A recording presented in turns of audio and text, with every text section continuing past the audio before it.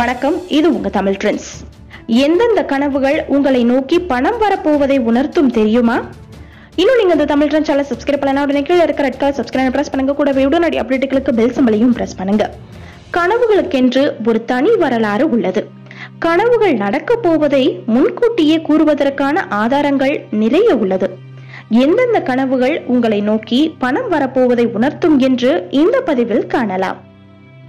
ஒருவேளை நீங்கள் கனவில் ஆண் கடவுளையோ அல்லது பெண் கடவுளையோ பார்த்தால் வரும் காலங்களில் உங்களை நோக்கி வெற்றியும் செல்வமும் வரப்போகிறது என்பதை உறுதி செய்து கொள்ளுங்கள். பெண்கள் எப்பொழுதும் லக்ஷ்மி தேவியின் அடையாளம் என்று கூறப்படுபவர்கள். ஒருவேளை நீங்கள் கனவில் முன்பின் தெரியாத பெண்ணை கண்டாலோ அல்லது பெண் மகிழ்ச்சியாக ஆடுவதை போல கண்டாலோ உங்களுக்கு லக்ஷ்மி தேவியின் அருளால் செல்வம் கிடைக்கப் போகிறது என்று அர்த்தம். சில பறவைகள் உங்கள் கனவில் வருவது உங்களை செல்வம் தேடி வருவதை உணர்த்தும். குறிப்பாக மீன்கொத்தி மற்றும் நாரை உங்கள் கனவில் வந்தால் உங்களுக்கு அதிர்ஷ்ட காத்து அடிக்கப் போகிறது என்று அர்த்தம். கனவில் நெல்லிக்காய் அல்லது தாமரை மலரை பார்த்தால் அடுத்த சில நாட்களில் உங்களை நோக்கி செல்வம் வரப்போகிறது என்று அர்த்தம்.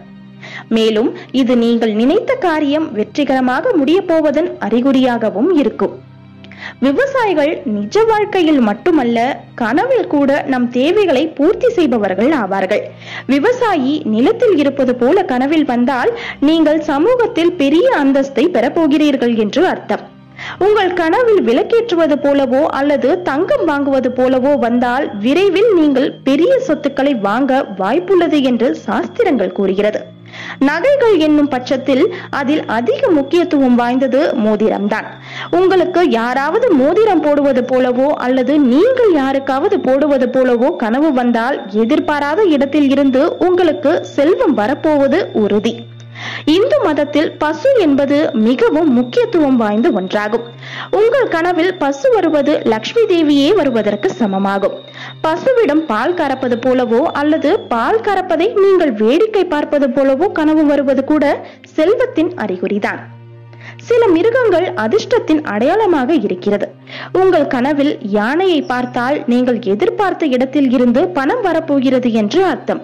அதுவே வெள்ளை குதிரையை பார்த்தால் உங்களுக்கு வளமான எதிர்காலம் காத்திருக்கிறது என்று அர்த்தம். ஆனால் கனவில் வெள்ளை குதிரை வருவது மிகவும் அபூர்வமானதாகும்.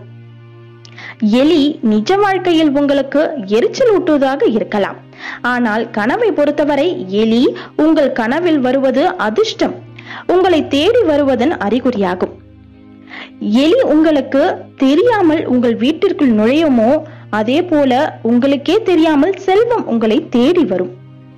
தேனி, கிளி போன்ற பறவைகள் கனவில் வருவது நீங்கள் திடீரென உச்சத்திற்கு செல்ல போவதற்கான அறிகுறியாகும். ஒருவேளை இறந்து போன பறவைகள் கனவில் வந்தால் கவலைப்படாதீர்கள், அதுவும் செல்வத்தின் அறிகுறிதான். மேலும் பயமுறுத்தும் மிருகங்களான பாம்பு, தேள் போன்றவை கனவில் வந்தால் உங்களுக்கு செல்வம் வரப்போவதை உணர்த்துவதாக இருக்கிறது.